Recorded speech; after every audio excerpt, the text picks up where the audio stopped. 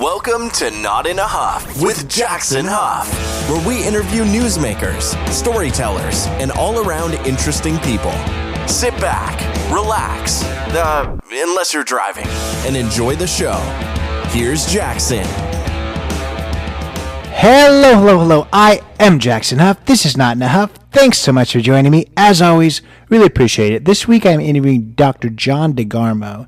Now, this is a fascinating conversation. It's an eye-opening conversation, and it is about adoption and about the foster care system. So, of course, adoption's always the end result for a lot of kids, and that's a great result. But what we're going to talk a lot about today is what fostering means, being a foster parent. You know, sometimes that leads to adoption. Sometimes that's just, taking a kid just for a short time until better arrangements can be found. Sometimes it means that eventually the child is reunited with their birth parents. Sometimes they're placed in another foster home. Sometimes they're put with a family member. A lot of different things. I didn't know too much about adoption or fostering before this, and that's why I wanted to bring it to you. I talk to people that do so many amazing things. We learn so much week in and week out about interesting professions, what it's like to be an Olympic athlete, about interesting lives, global warming, all kinds of stuff we talk about. This week is no different. We're going to talk about a tough subject, but I think we're going to all learn a lot, and that's kind of the focus of the podcast. Dr. DeGarmo is going to give us some eye-opening, really sometimes tragic information about the system and, kind of what the world of foster care looks like in America. It was a powerful conversation. It's certainly not one that, is just a happy-go-lucky conversation. It's a real conversation. It's a serious conversation that we have to have. I made it pretty clear to him I didn't know too much about it, and I don't know whether it's something that I could do, but I applaud the people who do sign up to be foster parents. He gives kind of information on what you can do to help if it's something that's in your heart, whether it is actually fostering yourself or there's a lot of other things you could do too. But this was a powerful one. I really, really appreciate speaking with Dr. DeGarmo. He's kind of a leading expert in this world. He runs an organization all about foster care, which he's going to talk about that too. But yeah, without further ado, here is Dr. John DeGarmo. I'm here today with Dr. John DeGarmo. How are you, Mr. DeGarmo? I'm very well. How about yourself? I'm good. If you would, just introduce yourself. Sure. I'm Dr. John DeGarmo, founder and director of the Foster Care Institute. I work with child welfare programs across the country and across the globe. Been a foster parent myself to over 60 children, and I've adopted many kids from the foster care system myself. Awesome. Yeah, and you just mentioned kind of a astounding number, I think, to a lot of people when it comes to fostering. I think that's something that a lot of people have, potentially thought about, but the 60 children, that is a lot. So I just wonder, how did that, I don't know if passion is the right word, but how did that calling for you come? Obviously, it's really, became something really, really major. So I wonder about that. And then I wonder beyond that, once you've moved into that passion, how you became kind of the resource and the expert that you are with it now. Well, it wasn't something I set out to do, that's for sure. It's like so many in society, I believe the many misconceptions that are associated with foster care. The kids are bad kids, foster parents are bad people. It's anything but the truth. These are children who are victims of abuse and neglect and abandonment. Children that just want to be normal and have someone to love them. I think maybe my wife and I got into the foster care system after the death of our first child from a condition called anencephaly or anencephaly. It's a condition where the brain and skull never truly form. And my wife was in labor for 92 hours. And that really kind of shook me, if you will. And a few years later, when we had some healthy children and we were living back in the United States, we were living in Australia for a while, which is where she's from. We were living in the United States, and I was teaching in a rural school filled with lots of generational poverty and generational apathy in the community. And I kept recognizing a lot of kids coming through my classroom who had issues of behavior and issues of academics and issues of attendance. And I was recognizing a lot of it was starting in the home. So that led into some discussions with my wife about how can we help these other kids. We've lost our first. We have three healthy ones at that point. How can we help others? What can we do to serve these children who are in need of help and not someone that love them? So that led to foster parenting, and that led to the doctorate and all the books I've written. And right now I'm just very driven to make the system a better one. Yeah, and I want to just at the base level because I never want to make assumptions that anyone listening really understands much of anything. So, what is being a foster parent? I mean, as opposed to adopting kids, fostering kids, kind of what's the differences here? Well, when a child is removed from a home, a parental home, maybe due to abuse or neglect or abandonment, and there's no biological family member that can care for them, then they're generally placed into the foster care system. And foster parents have been trained. They have gone through a number of background checks, if you will, and they care for these children while their birth parents and biological family members are undergoing a series of trainings, if you will. They need to make sure that they get the training that they need to support their children and care for the children. They need to get their own trauma, because many of them are coming from places of trauma, their own trauma counseled and therapy and that kind of thing. So when the children are placed back into the home, which is known as reunification, it can be a happy ending ever after, if you will. I got you. And you said a minute ago too something that surprised me. I guess I understand, unfortunately, how people would think, kids in the foster care system are quote unquote bad kids just because of the situation that they grew up in, which I'm sure is not generally the case. No. But the thing that confused me is you said that foster kids, people think are bad kids, then foster parents, people think are bad parents. Why is that the case? Why are foster parents looked at as negative? Maybe they're considered crazy. They're considered crazy because, it's not a normal lifestyle. When we bring in these children to our home who are strangers and they're filled with trauma, they're filled with anxiety, they're filled with issues of perhaps anger or attachment or trust issues. It's different lifestyle. It's the hardest thing I've done. It's the most rewarding thing I've ever done. It's so rewarding, but it's tough. So it's not a normal lifestyle. A lot of people, they scratch their heads and say, why are they doing that? Why are they doing that? Yeah. And you just mentioned how it's the hardest, but also the most rewarding. That's how I feel like a lot of things are, but talk about some of the most rewarding parts of the role. Well, watching a child learn how to smile the first time. I recall a girl we had in our home, 4 years of age, and she had been raped repeatedly by one of her relatives, repeatedly. And then when she arrived in our house, she could not speak one word, it was just grunting and motioning. Had no vocabulary whatsoever, and had suffered tremendous trauma.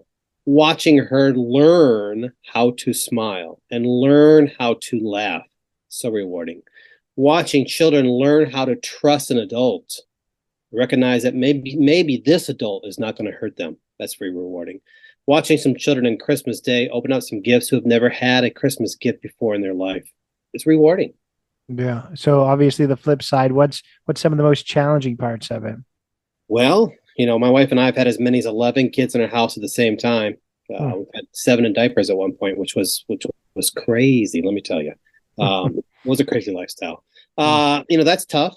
And many times these kids come to your home, they're scared, they're confused, they're frightened. They're, put aside all the abuse they may have experienced beforehand. It's a time of anxiety being placed into a foster care home because they come to our home and they have questions like, why am I here? What did I do wrong? Do my parents love me? Will I ever see my mommy and daddy again? Who are these strangers? What are their rules like? Will they hurt me? Will they touch me inappropriately? Will they lie to me?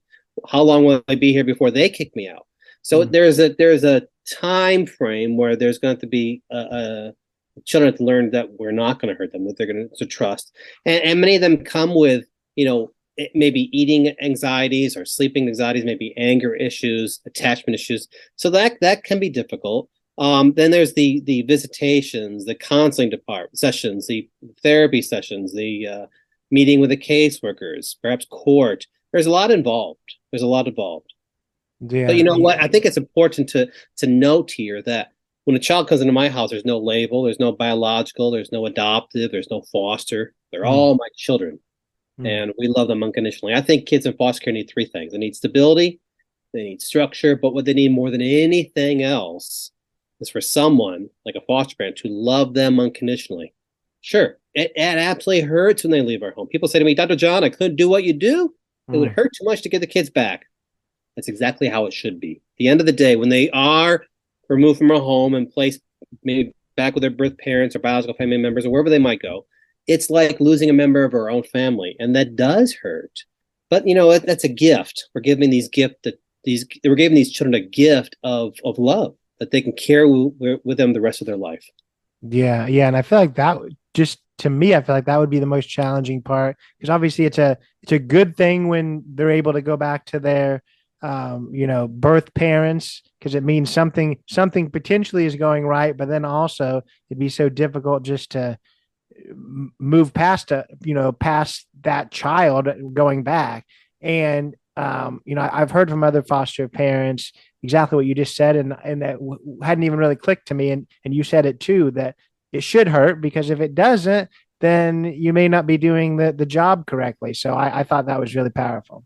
Yeah, and the thing I also, because the other foster parent that I talked to that I had never really thought about, so I want you to kind of speak on too, is it makes sense to say, hey, when one parent wants to be a foster parent, you need to get both parents on board. It's not possible for the mom to want to do it but the dad not, which that one's pretty easy to understand. The thing that kind of surprised me but also makes a ton of sense too is it's a whole family thing. You need to get the kids on board too, because if they're not into it, then it's not going to be a good environment for everybody either. So talk a little bit about that. That's so true. It does take everybody. I depend upon my wife, and she depends upon me. We depend upon our children to help out in a number of ways. It is difficult, and you've got to all be on the same page, so to speak. If somebody does not want to do it, then you really can't do it, because it can disrupt an entire family. The first thing I say to people is, if they're thinking about becoming foster parents, is talk about it with your spouse first, and then you go to your children and say, this is what we're considering doing. Every time we have a new phone call for a placement in the home, it's something we talk about as a family. Here's the situation. How do you feel about this, kids? But while we're having this conversation, there are 5 million children in the United States every single year who experience domestic violence. There are roughly 800,000 children who are missing. There are about 300,000 kids victims of human trafficking. So it all means it's in every single community. There's a child in crisis in every single community. You don't have to go overseas to find a mission field, if you will. Yeah. I listened to your TED Talk, which was extremely powerful. I want people to listen to that for sure. So I don't want to necessarily give away that individual story, but I wonder, how often is that the case, that you have a loving foster parent that, just because of the system, lose track of the kid, and then, I just can't imagine that situation. So how often is it that kind of literally the kid kind of becomes a product of the system that doesn't really benefit them very much? Well, it doesn't happen often, but I will say that one time is too often. The system, quite frankly, is overwhelmed.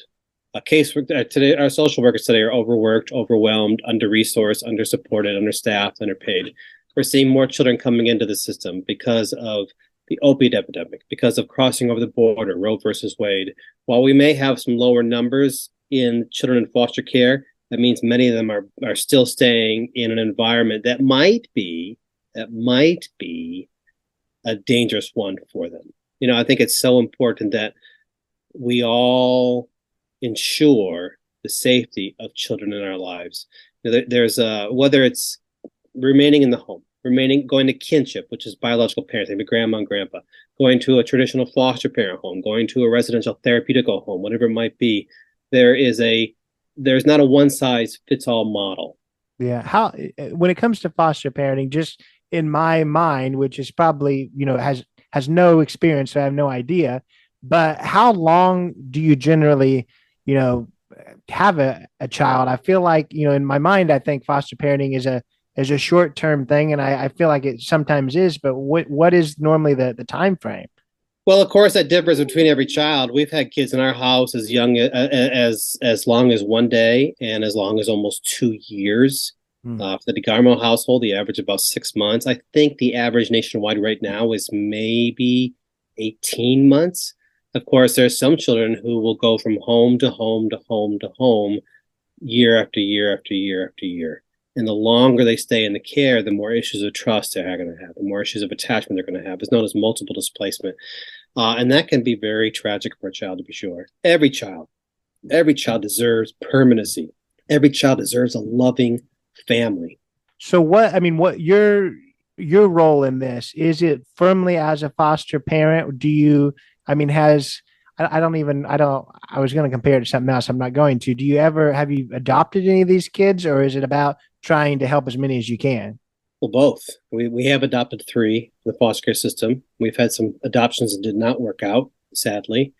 In addition to that, what I do is I work with agencies across the country and across the globe, equipping their staff, providing support services, training, not only for staff, but for foster parents, trying to bring awareness to these issues, working with legislators, if you will, working with churches and faith-based groups to create their own foster care outreach program. I really believe that in our nation today, if every single church had a foster family, one foster family, we would have enough homes for these children.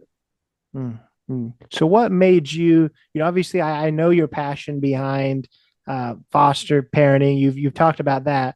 But what made you decide that you wanted to go beyond that and actually, kind of become that industry expert, kind of spearhead the public facing side of things? What created that desire?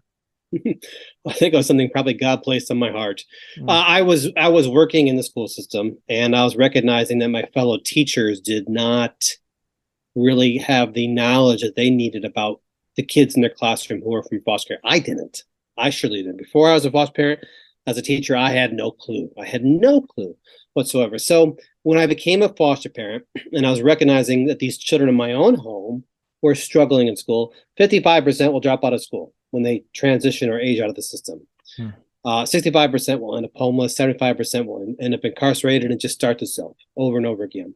So is at that point where I recognize, my own kids and my family that are living in my home are struggling in school. How can I help this? And that just has led to a number of ways. And you saw my TED Talk, so you know why I'm driven, because personally it's happened to me where the system's failed a child a few times. So I can't let that happen again. Yeah. And with these 60 children that you fostered, how does the system work? Obviously, you talked in your TED Talk about losing track of a kid because of the system, but is it meant to be where, it's a short-term solution, they go back to parents and then they, just, I guess, stick with the parent and not have anything to do with the past? I mean, are you able to stay in contact with kids once they go back to their parents, or is that a negative thing? Well, it all depends upon the family. For some families, we might be the bad guys to those birth family members, those biological family members, because we might represent a part of their life that they may not want to remember, part of their past where they just want to get past and move forward. But then on the other hand, there are so many children who we do keep in contact with, and again, they're part of our family. So, it really is, it depends upon the individual circumstance. Ideally, the children would go back home. They would be safe and be in a loving environment, and we could still be part of their lives and still work alongside their parents to help raise their child. But that's not always the case, sadly. Yeah. Yeah. And going back to the parents is obviously a great thing if possible. But again, in my mind, I would think that it is, the court system. I have plenty of family that are in the legal system as far as like being attorneys, so I know how that side works. And pretty much, if it's at all possible to go back to a parent, that's what's going to happen, because that's what the courts wants to happen. But I wonder how often it is that it's a complete success, that really that family has turned everything around and the kid is just in a good spot. Is it generally where, okay, they're stable enough now, or is there a lot of success stories where we just needed that 6 months and now we're ready to roll again? 50% of children who are in the foster care system are reunified. They go back home. Again, whether it is with mom and dad or maybe grandma and grandpa or somebody else. Of that 50%, though, 20 to 30% come back into care because perhaps their parents or family members weren't ready yet, or maybe they sink back into their own addictions or their own trauma, or they were not getting the support services they need afterwards. So those are some sad statistics to be sure. Yeah, it is for sure. Tell us exactly what the Foster Care Institute is. Well, we provide support services and training and resources, if you will. Think of it kind of as a one-stop shop for foster care. At our website, we have hours and hours and hours of training videos, of webinars, of podcasts, articles. And of course, we work side by side with child welfare agencies in training their staff, training their foster parents, helping with recruitment, helping with retention.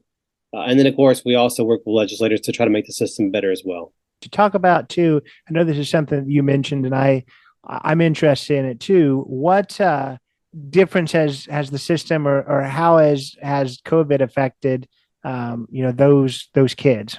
Oh, it was a disaster. It was a disaster. And I don't want to say preaching, but I was trying to tell anybody who would listen back in March, April, May of 2020, when we chose as a society to shut down the schools.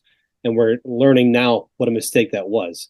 But I was saying back then it was going to be a mistake because we are placing for those children, who were now not going to school. They were not getting their professional therapy or counseling sessions they needed. They were not getting the special support services they had in school.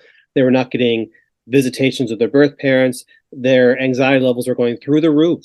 Foster parents were saying, well, I'm not a professional therapist or counselor. I can't provide therapy for this child on a professional level. I'm not a teacher. I can't help these kids in their schoolwork. I don't know this math.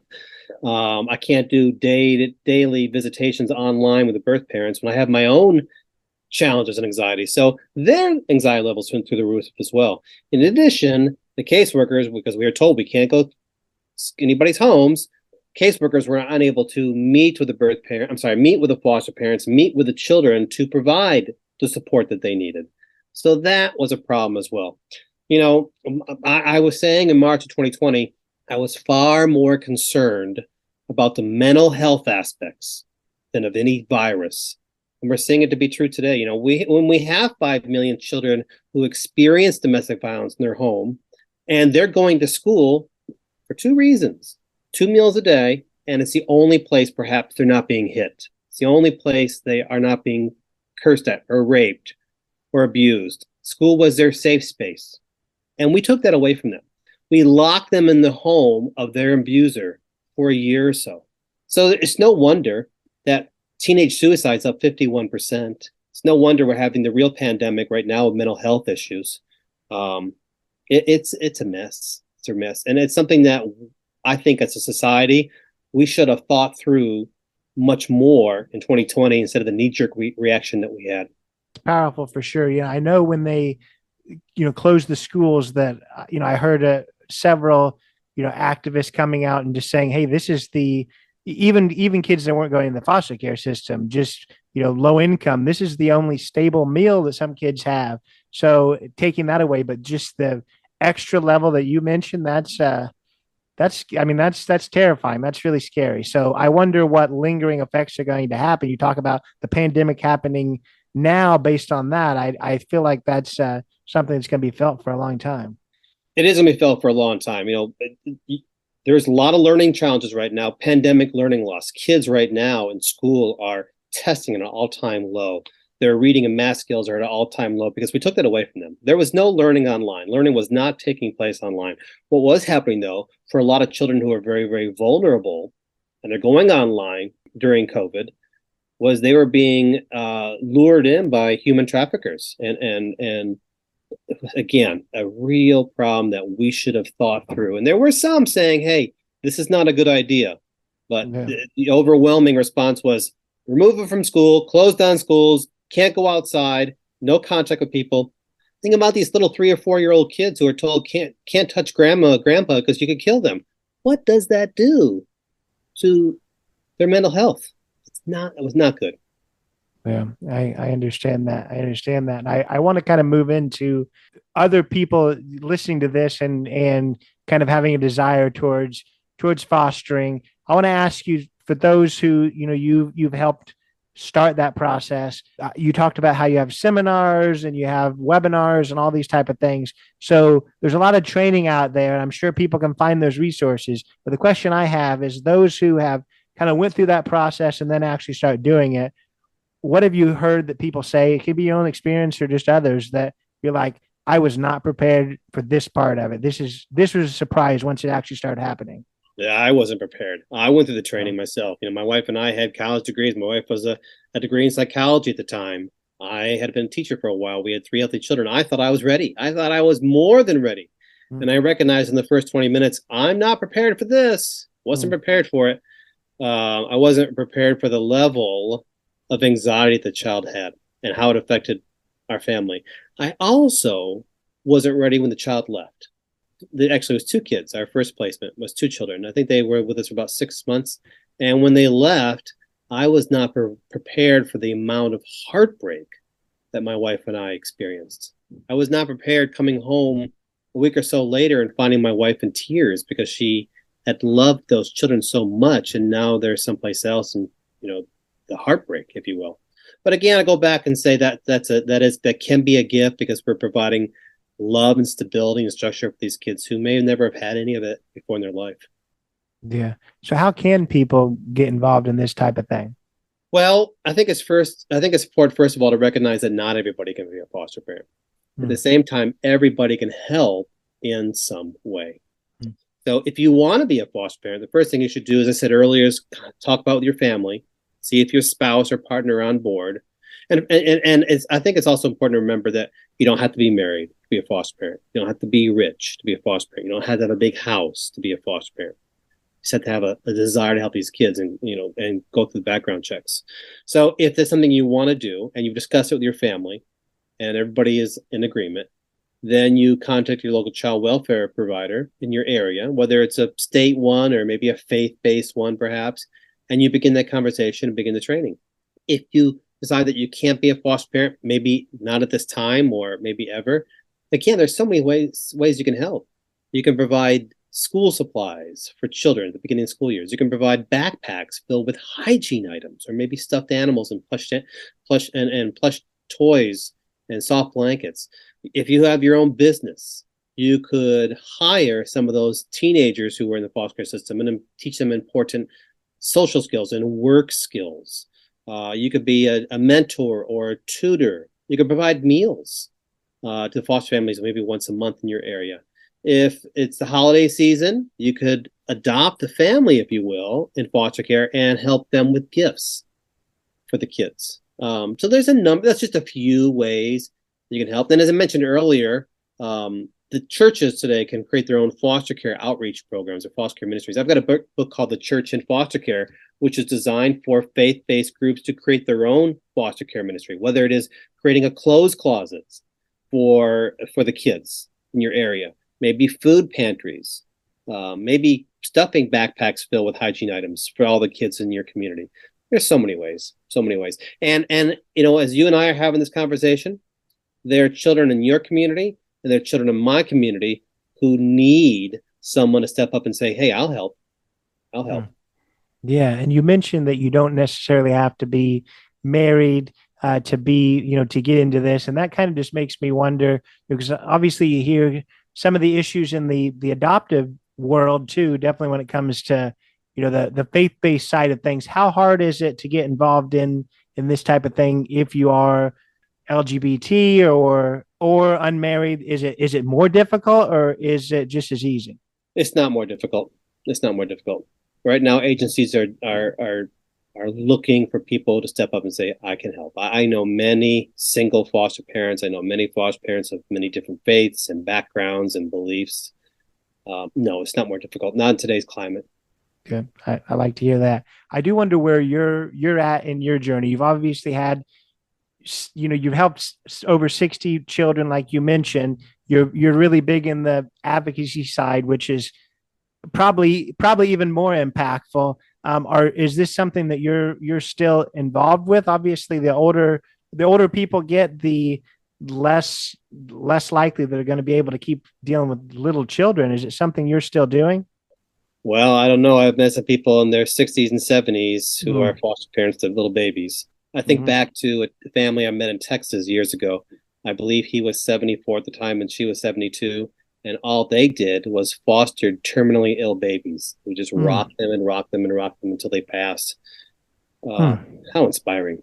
Mm. Um, my wife and I we don't currently have at this very moment children placed in our home.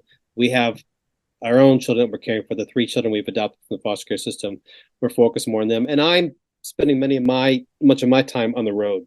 Mhm. So our time as a foster parent currently right now is on hold as we're looking at different ways to help. I hear that for sure. I hear that. So tell us how we can find you, how people can connect with your organization, with you. Just shout out those social media plugs. Oh, thanks for asking. So anywhere in social media, Dr. John DeGarmo, DeGarmo. If you want to find more about becoming a foster parent or learning what it's like or how you can help, our website, the Foster Care Institute, or just look up Dr. John DeGarmo, foster care expert. Yeah. And how can people is the best place? I don't ever really know. TED Talks, are they on YouTube? Is that the best place? That's where I found your TED Talk. Yeah, you can find it on YouTube. It's on my website as well. Sure. Sure. Yeah.